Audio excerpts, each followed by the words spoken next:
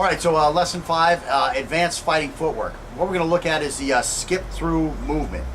This is nothing more than a modified step through motion that is used when a situation dictates that we immediately take 2 or more step and drag movements, one after the other. The difference from a regular step and drag motion is that the feet will come together during the drag and we will jump in the direction we are moving, such that we spend more time with our feet off the ground than on the ground as we bound in the direction we want to move.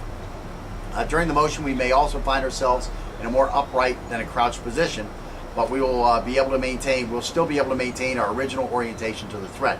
The steps will be longer and quicker, and we will not be trying to lift our knees high as we move.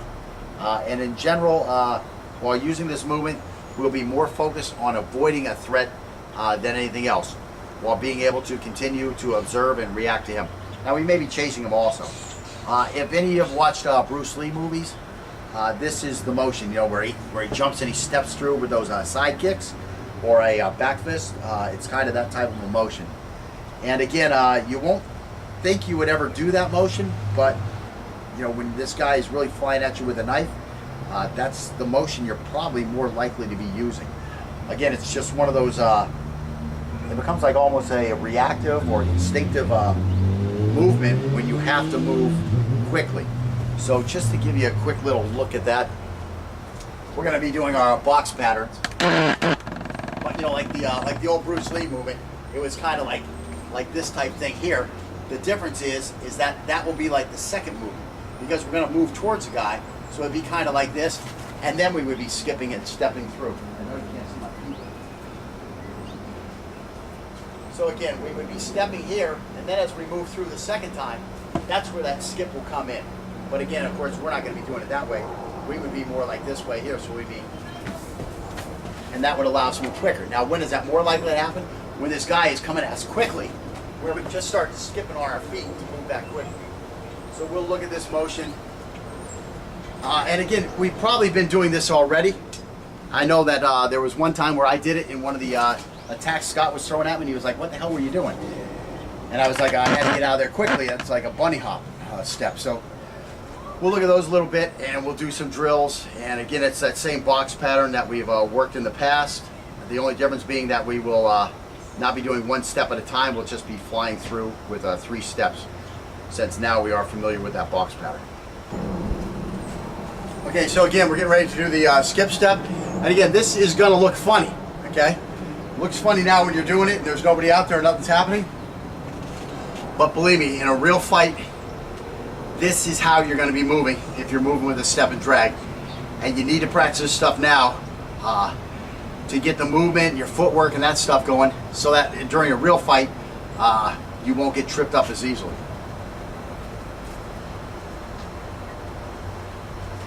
We're just going to go on angle 1, angle 2, and finish with a thrust. When we move to our left, we'll be using an area 1, zone 1 defense. When we move back, we'll just use a linear defense. And when we move to the right, we'll be using a zone 2 or area 2 type defense. And again, we're going to do the box one direction, then the opposite direction, and then I'll move up here and I'll do the box this way. I'll move over there, we'll do the boxes, so we'll get like what is that, 8 different boxes in. That'll be plenty of footwork. That'll wear us out pretty good. And go ahead. And moving to our left hand, and moving to the back, and move to the right. Okay. So you see, we're trying to move pretty quickly. We're still utilizing a step and drag. So now we're just going to go the box in the opposite direction. And so yeah, we're going to go the opposite direction. Come over this way. And going forward. And going to the right. And going to the back. Good. And now we're just going to move up here. And we'll do the boxes in both directions. Woo. Rear first? Let's go to the rear first. Yeah, we'll go to the rear first. Yeah, go ahead. And moving to the left. And moving forward. And moving to the right. Okay. And And now we're going to go the opposite way, so we'll go to the left first. And go ahead. And going to the back. And moving to the right. Moving forward. Good. So now where are you at? Going over this side. Go backwards first again. Let's go backwards first. Woo. And go ahead. And going to the right. And going forward. And moving to the left. Good. Okay. Now you may see a lot of different karate classes. And you may do a lot of different footwork drills in other karate classes. But if you're not doing footwork where you're blasting as fast as you can in different directions, you are not getting yourself ready for a real fight.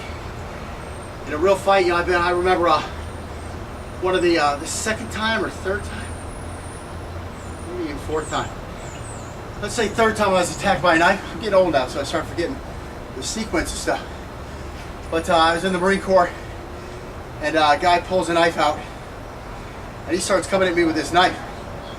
And he ain't coming with this knife like he's trying to deliver me a loaf of bread. He's coming like he wants to skewer me with his knife. Can't remember exactly the angles he was on. I was drunk at the time. I was a martial student at the time. But unfortunately, I just received a combat wound in my right hand. So my right hand wasn't fully functional. And I really wasn't, ready to defend this guy. I'd only learned, those basic knife defenses against this one and against this one, that they taught in the Marine Corps. And because I was studying karate on a Marine Corps base, they had taught the same techniques in my karate class. But this guy, he came at me, I can't remember if it was with a thrust or with a slashing movement. Basically what I did was, I did these, I stayed away from him. That's a real life technique. It was highly effective. Guy gave up on me. He just couldn't stab me with a knife. I don't know if he got tired or if he just became disillusioned in his ability to cause injury to me. But he gave up on me. Now, there were two other guys. My buddy's on top of another guy, smashing this guy's face in. He wanted to put like 54 stitches in his face. But anyways, my buddy's on top of him, smashing this guy's face in.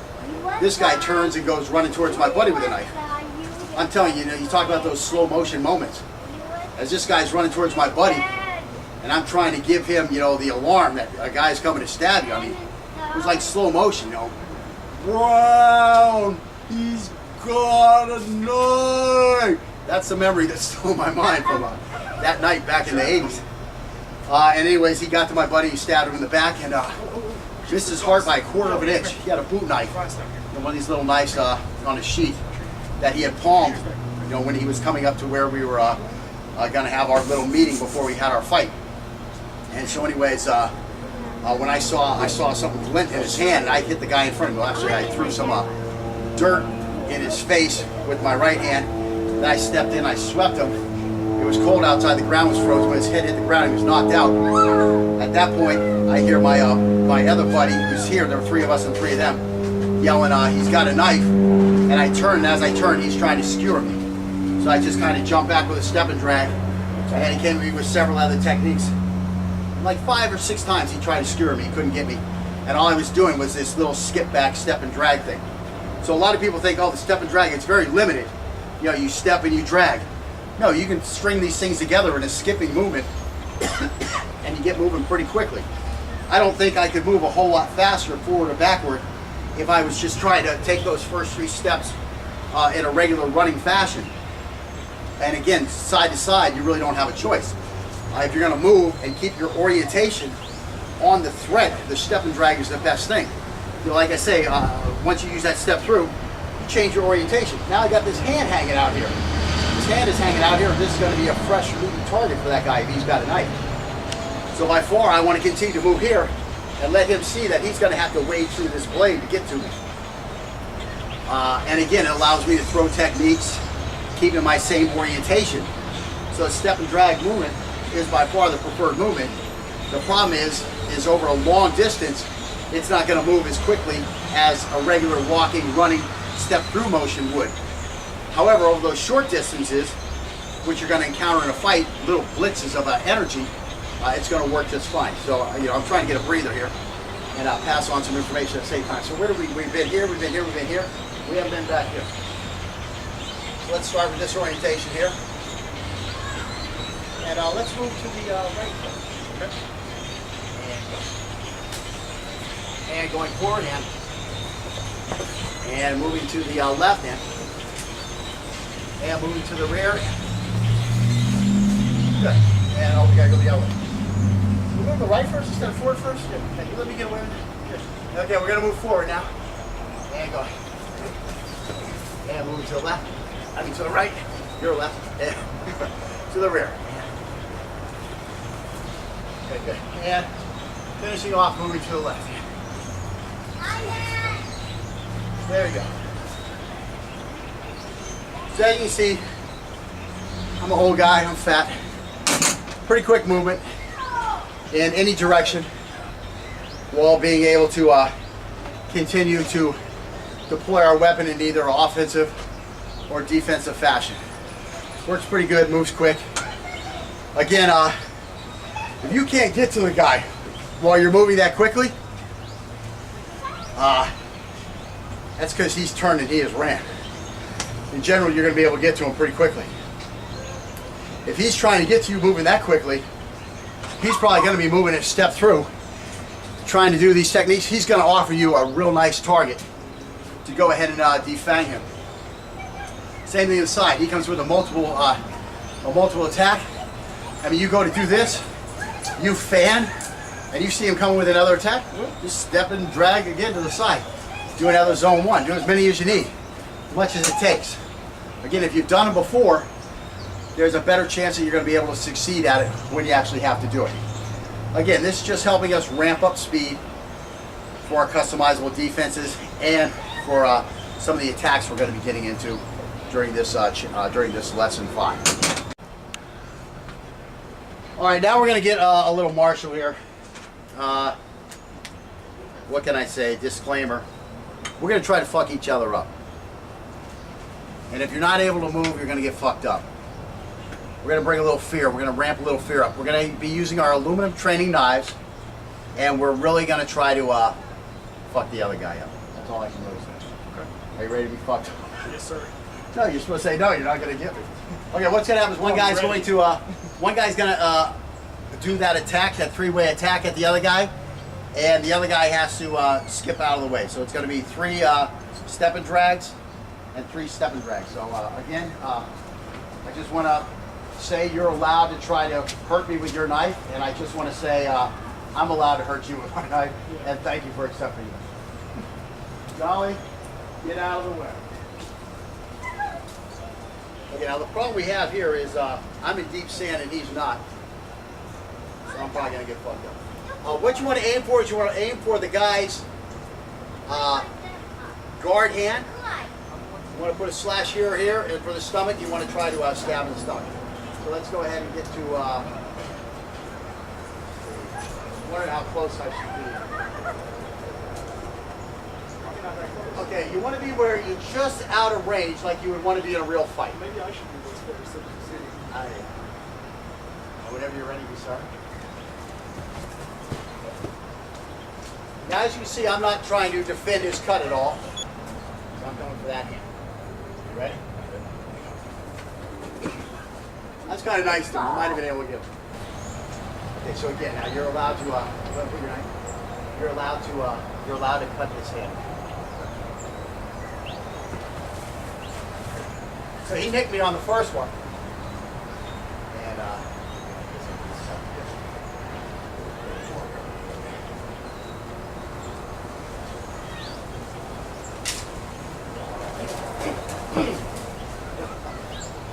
Better? yeah, that was better.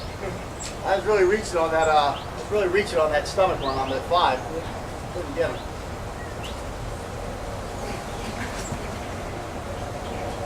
See, there I got a late start. Probably being a little nice to me. You can start right there. He wouldn't watch his intervals do good right there. He got cut.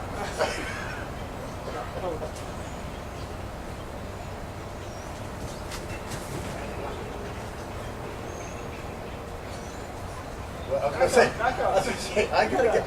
My problem is I gotta get it in frame. Watch That's out, my. anything else is coming. Okay, here we go. Come on. Now you're a little too far. Don't be scared. Ready? Bam, bam. I was just backstepping. Right. There's no time. Yeah, he went to a step through. Just started running backwards again. I was tiptoeing. Yeah. Again, whatever you got to do. You're gonna shoot the dog with water? Be nice. What, he gave you the ball back? Let me give you your ball. All right.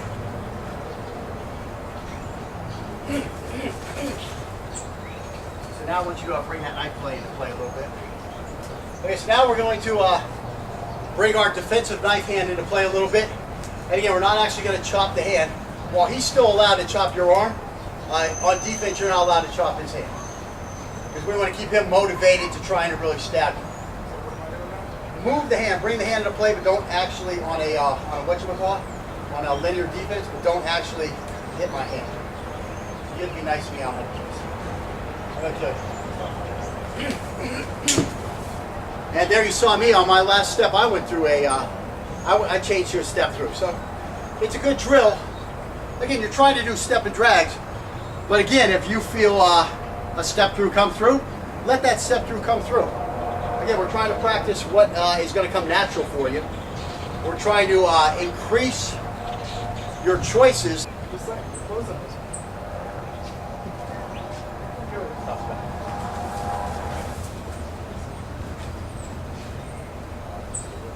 Kind of go that way so you don't trip over. I'm not saying when you run from that angle so your momentum doesn't take you into the sandbox. I'm worried because it looks like your momentum you're going right for this. You know you're going that way, right? I'm going to tell you.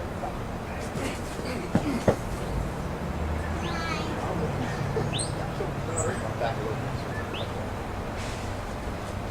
Toss back. All right, so you have an idea how that drill works.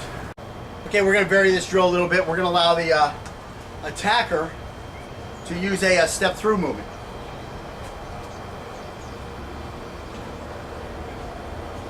So you're going to be coming through. The tough part about the step through movement is, it looks like, oh, this guy's going to have a huge advantage. Actually, the problem is on his first slasher thrust, he's going to be bringing the other leg forward. So he's going to be coming through with this rear. That's not going to get to us any faster than it did before. It's probably going to get to us slower because I mean, just look at my range. Let's say I'm here, okay? So here I'm going to step forward with a step through and try to get my knife out here. Okay, I get a piece of it. But let's look at this one here. That's with the step and drag. See how quicker that got me there?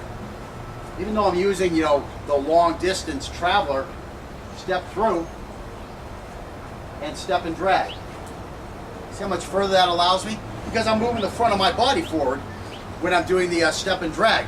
I'm bringing the rear of my body forward when I'm doing the step through.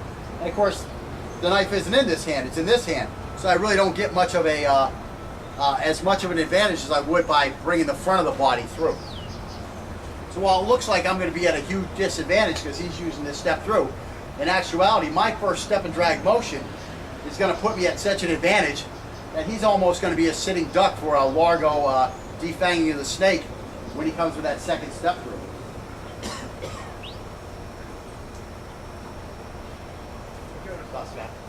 Bam, see the way that one works? He's just like walking right into my layer at that point.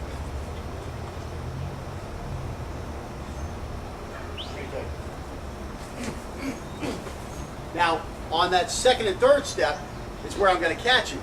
Now, he wasn't prepared for that. He got so far away on the first and second step that I think I kind of lured him to sleep. That's why we're talking now about advanced footwork, advanced intervals.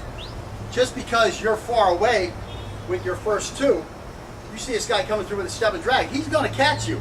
He's going to catch you eventually. So you need to make sure you get your work done right away. Of course, the smarter thing would be to get the heck off the center line with like your second step or something like that. So we'll look at that in a little bit too after we do a couple more of these. Toss back. There we go. So you see on that third one, he starts getting close to me.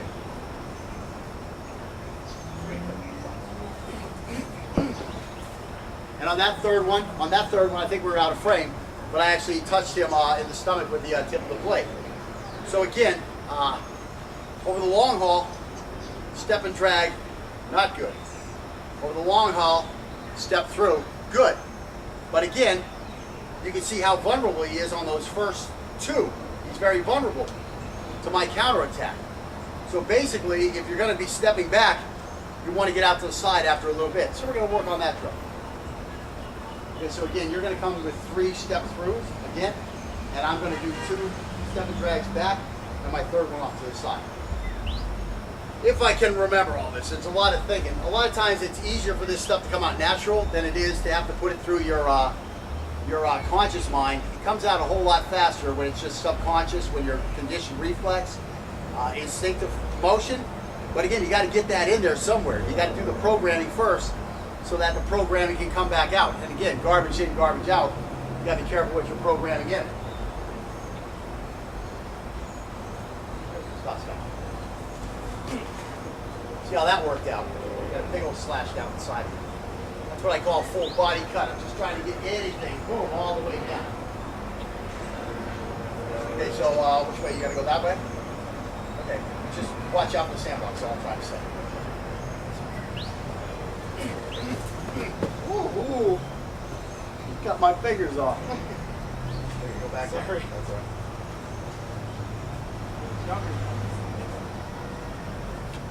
Toss back.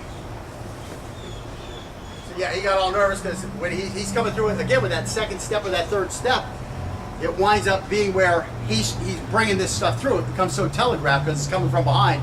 He saw my hands come up and he saw how screwed he was because his blade is down here somewhere. He knew he had a big problem. I'm not comfortable about going to that 2, but again, you have such a big advantage because your knife is going to be where it wants to be, whereas his knife, he thinks he's just stroking away, having a field day with you because he's got you moving backwards. Try that too. That's 2 little steps good, but you'll be in a good position. What's that? I'm sorry, I was going to come through with a step and drag. I'm going to put it up. See, I got this knife down here, you got it up here. Again, you're on the opposite side of my guard, so you got all this open. We'll do that one more time each way. Each way once. Spot. So again, about the time where he's close enough where he's really going to skewer me, I stepped off to the side.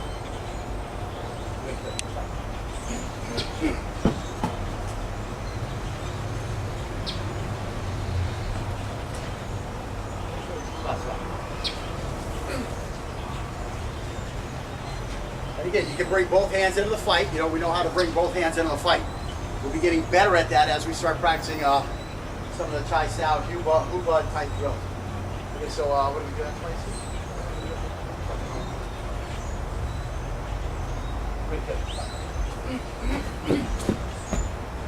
It's nerve-wracking. But if I don't know you're going to a 2, it's going to be very hard for me to anticipate that, and it's going to be like a boxer slipping a punch. It's just going to be close. But again, you get that knife on my hands or that knife on my neck, and I got big problems.